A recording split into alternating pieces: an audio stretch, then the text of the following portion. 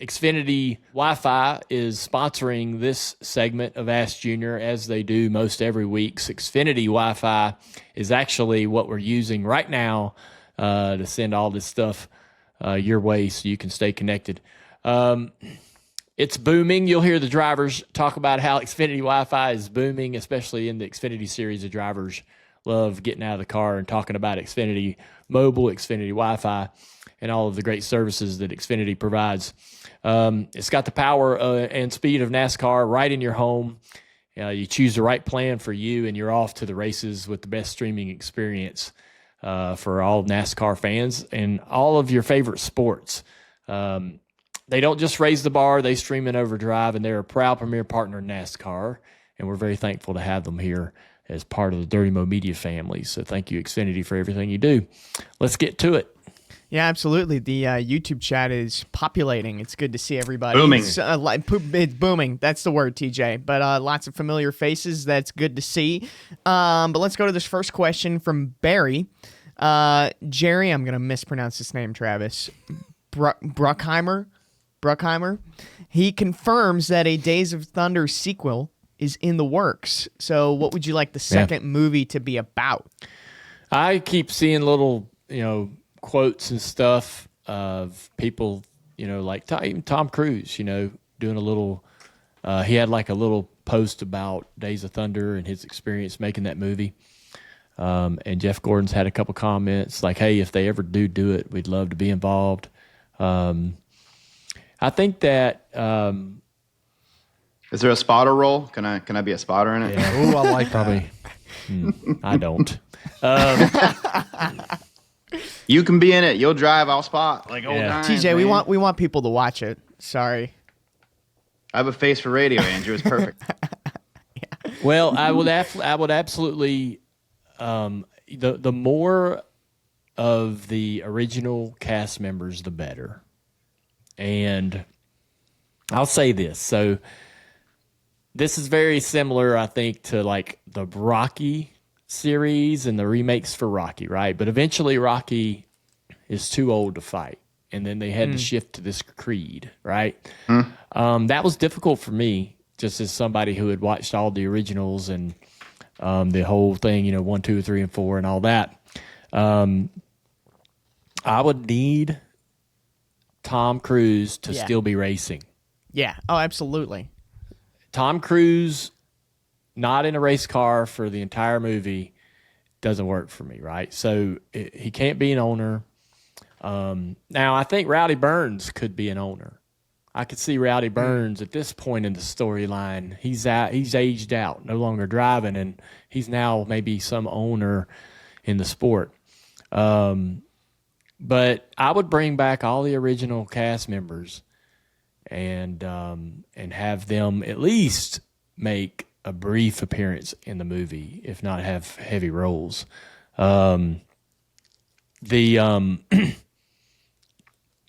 Russ Wheeler character, I would love it if he was still racing.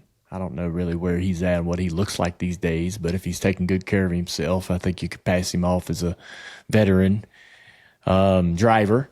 And I feel like we're going to have to accept some younger cast members that will no choice. Yeah. There's no choice. Yeah. There's going to be this young driver that it's very similar to what we're seeing in the F1 movie where you have the old guard and the new guard, right? Mm-hmm. I just can't see any way around that. But that'll be a part that either makes or breaks the movie, right? And so that star outside, the person that's probably the most important to the storyline outside of Tom Cruise, getting that cast correctly and having the right person in that role that's believable and truly will do the work that like Tom Cruise has done to understand NASCAR. So I've told the story before, but Tom Cruise came by Dillon Incorporated back when it was just the Deerhead shop. So we had really? Wow. Yep. They had the Deerhead shop and one office, and there was nothing else there. This was way before Dad built DEI. So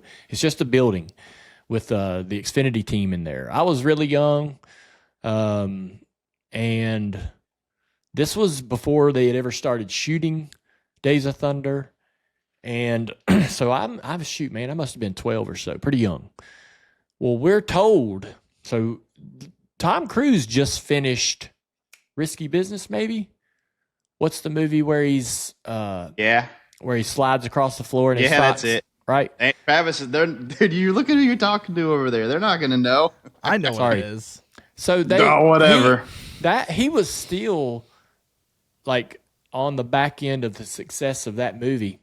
And Dad told Kelly and I that that this actor Tom Cruise was coming by later in the afternoon to talk to Dad. And so it was Dad and maybe Teresa and me and Kelly and the people the 4 or 5 employees that worked at the shop, Tony Sr. No, not a crowd, just a couple of us there. Well, Tom drives up. He was with someone else. They get out of the car. They walk in. Tom Cruise is not as tall as I expected him to be. And he's got not as tall as them cardboard cutouts either. He's got a face. He's got a face full of pimples. Wow. And and he and Dad. He's really young at this point, but he and Dad go into Dad's office and they talked for like an hour and a half, long time. Mm-hmm. And then they come out, shook hands. Hey man, great time. I got to say hey to Tom Cruise, and he leaves. And so Tom Cruise basically came by to sit down and talk to Dad because Dad's character was Rowdy Burns. Right. And they used a lot of the sort of, the same vibe, I guess, of Dad to do the Rowdy Burns character. And Dad even said after that conversation that in the conversation with Tom Cruise, Tom mentioned that Dad should play the role. And and Dad was like, the way this sounds is he's the bad guy and I really don't want to be the villain. That's not my style. And Dad is not an actor. And that would have not been as good as what the end result was, right? So I remember vividly Dad saying that they had a conversation around the possibility of him actually playing the role, but I don't think that that's absolutely realistic, to be honest with you. You don't think he could have done it? No, and I don't think even if Tom had offered it to him or mentioned it in that conversation that it would have actually happened if Dad had said yes, because I think that the people that actually produce and direct and make all those decisions would have had a problem with that because Dad's not an actor. But anyhow, Tom came there and just picked Dad's brain. Tom drove race cars, went to Daytona and drove a race car in a test with Paul Newman. And so Tom did all, as we know now, after hearing all the stories about Mission Impossibles and Top Guns, he does all the stunts, all the hard work, all the homework, right, to truly make the movie great. That's why he's so good. Yeah, and like I'm confident that if they make Days of Thunder again, it'll be a great representation of really where the sport is and how it is, because he will do the homework to go, this is authentic. This moment is authentic. This set's authentic. This scene is authentic. So like when Tom Cruise played Cole Trickle, like it was believable. He, to me, was any Cup driver in the series in the 90s. Like he played that part so well. His style, his look, he did, the way he attitude, spoke, everything. his attitude. What's so funny? Someone in the chat said Tom Cruise to the JRM number 9 ? Oh Jesus! Well, yeah. Anyhow, that was a cool deal, man. As a kid to see your favorite sport that you thought that no one cared about or liked. Everybody at school thought NASCAR was stupid. All my friends, not my friends, but all the people that I was in school with didn't like NASCAR, thought it was dumb. Now they're making this big movie. Same here. I was like, hell yes. And then they came out with the Nintendo game Days of Thunder. It was sucky, but I still played the out of it. Man, that was a big deal. Does this help? You know, a movie like that, if Tom Cruise done correctly, does it boost NASCAR? Yeah, of course. Yeah. Does it bring interest in the movie theaters? You know, people are like, you know what, this is actually pretty cool. I'm gonna, because all the friends, like you said in high school, that weren't into NASCAR, they go to a race and are like, all the people, I can't believe I haven't went before. Right. All the people in LA will be walking around with NASCAR hats on, like they were after Talladega Nights for about 6 months, and they'll be saying, "Hey, man, when do the NASCARs come to town?" With the NAS. Hey, man. Gosh. Hey, man. I watched the NASCARs this weekend, and we'll get to go through all that again. Some things never change. Yeah, It could bring a good young fan base in, though. You know, some kids go. That's what. In case you are not aware, you cannot call a NASCAR stock car just strictly a NASCAR. You can't. That is not how it's done. You can't walk over and go, "Hey, man, I was at the grocery store and they had a show car. They had a NASCAR out front." Yeah, you don't know your stuff. Yeah, nope. You can't call them. It's not. That's not what you do. It's a NASCAR stock car, or just call it a race car. Yeah. Those NASCARs go green on Sunday. Right. Or cup car, Xfinity car, truck. Yeah. It might say car in it, but it doesn't mean that's the car. Yeah. Right. Yeah. Yeah. We just got lucky that's the acronym. Every now and then you hear, I know, right? Every now and then you'll hear somebody do that, and you're like, ah! Yeah. It's like nails on a chalkboard. Yeah. Cringe. I want to mention a few YouTube comments. Jimmy, to your point, Dale, of Tom Cruise still being able to drive, Jimmy in the YouTube chat said Tom Cruise doesn't age, so he could very likely still play the part. I mean, we just saw it in the Mission Impossible movies. He's still got it. But, oh gosh, I'm missing the name. I think it was Jared, because you mentioned, Tom asked if your dad wanted to play a role in the movie. Would you, if asked, do a cameo in the Days of Thunder 2? No question. Yes, that's an automatic yes. So that's cool. I mean, I would certainly like Walker. That was their name. Sorry. Yeah, I would damn sure be interested in doing that, and I think that's the way that anybody feels in the industry, right? Mm-hmm. If you're a current driver, you'd absolutely want an opportunity to be a part of that. So. Maybe you can be a driver in it, and then I'll be the spotter, and Tom will get into you and wreck you or something. TJ's just trying to find a way to get in the movie. Yeah, I want to be the spotter. And then we talk about how you got wrecked by Tom Cruise on the movie version of the Dale Jr. Download. Yeah, there we go. Yeah, so that we can be in it too. This movie, if ever made, will, and I'm putting my neck out there, but this movie, if ever made, will need at some point in the movie some broadcasting chops. And so there'll be a lot of people eager to find out whether they're the ones that get called up for that. So, I don't know. I would do anything they ask me to do to try to support it, and for sure, make it authentic. Yeah, That'd be because cool. I feel like it's what you're supposed to do. Yeah. I want to get some more YouTube comments. There are some great questions people submitted, but I'm seeing some great ones here in the YouTube chat. I want to give the people watching live some love.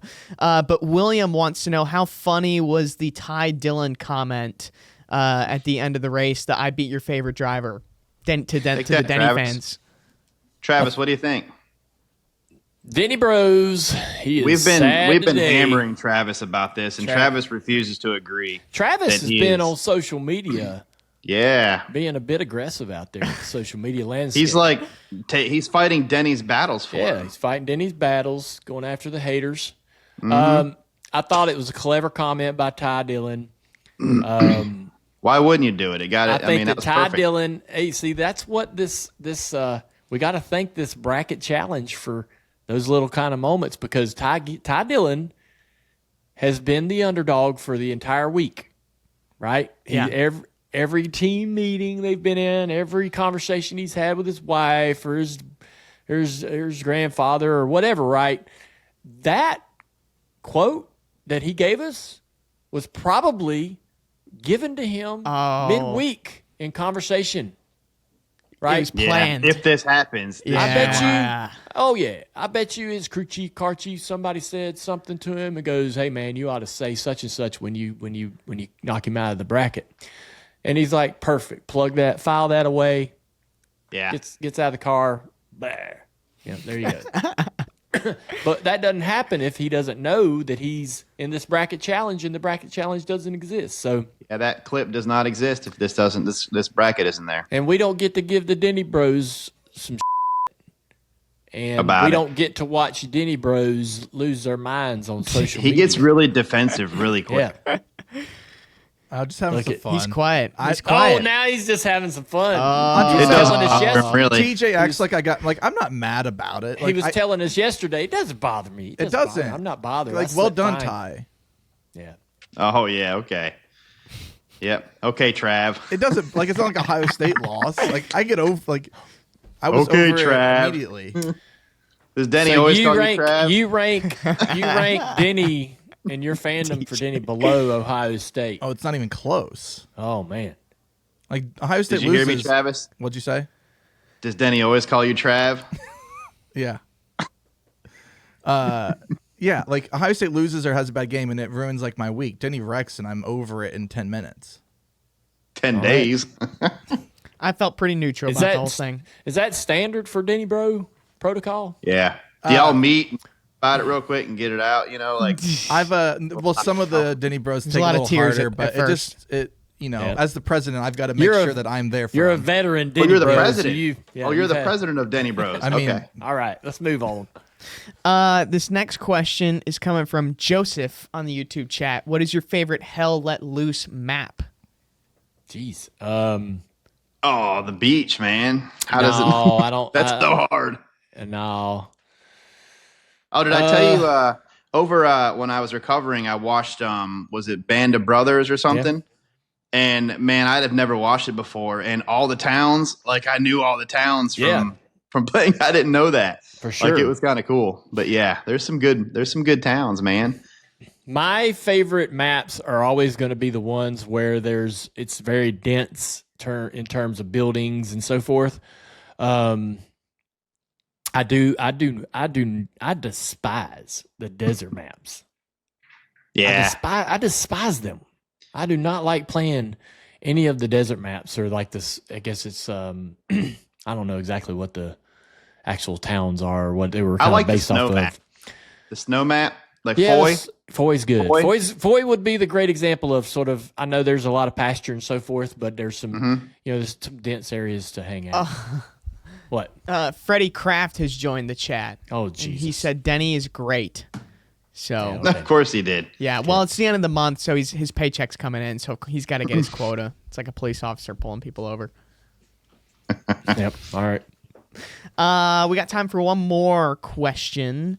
This one's from Lee. What was it like driving Dwight Howard around the track? Great. What you didn't get to see, I guess, is Malik Neighbors. Got to take him around too. He was a rookie Dang, last really? year. Yeah, he was a rookie last year for the Giants wide receiver. Great friend to Jaden Daniels, so kind of cool to be able to chat with him a little bit about his career and their friendship and what he's going to do this next season. Hopefully, he doesn't beat the Commanders. But Great the rookie. with TNT, we're doing a lot of social content. So we're going to do some. I think we'll do 5 ride arounds over the next couple of weeks, and yeah. So that's. Who you got lined up? Can you tell? I don't know. We don't have the next several. We don't have the next ones lined up, but that was the 2 they brought to Atlanta. So TNT and Bleacher Report are connected. They're the same, and so like a lot of the stuff we're going to work on will be on Bleacher Report. And that'll be, I took those guys around the racetrack for about 15 minutes. I just kind of did a little interview, asked them a lot of questions, just being curious. And then we went about 130 for a lap and Dang, had a good time. Yeah. that's cool. Was there anyone like that you've driven or given a ride around the track before that you were like nervous of like, oh, I want to make sure this is like a good experience for them? My wife, Amy. Oh yeah, that would make sense. Latart. Oh You know? yeah, I know you've Yeah. talked about that one, but I know that was like very like meaningful for him just because he kind of like could understand what you were feeling behind the seat, right? Exactly. Yeah. Well, that's cool. That is a good place to wrap up Ash Jr. this week. Maybe we'll see a Days of Thunder sequel and more Hell Let Loose. So yeah, thank you to Xfinity Wi-Fi. In racing and in life, speed isn't optional; it's expected. And as a driver in the Xfinity Series, as a team owner in the Xfinity Series, I rely on things to perform at their peak under pressure, and that's why I go with Xfinity Wi-Fi, especially when we're doing live Ask Junior segments. We want our Wi-Fi to be fast and no disconnections. So it's dependable internet and, no contracts, no slowdowns, no nonsense. Xfinity is a proud premier partner of NASCAR, and we're very thankful. So appreciate you, Xfinity, and we'll see everybody tomorrow.